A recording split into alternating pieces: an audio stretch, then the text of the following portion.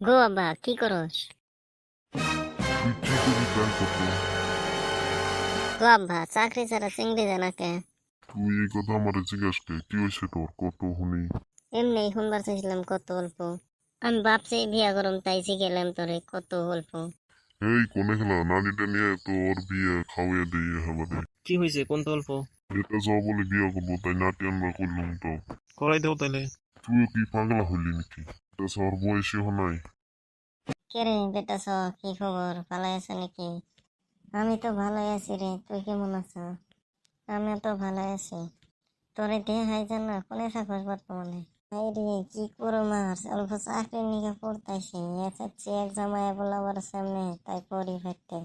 ও তাই নাকি? হ, চাকরি ছাড়া তো ছেলে মানুষ পড়তো না আজকালে।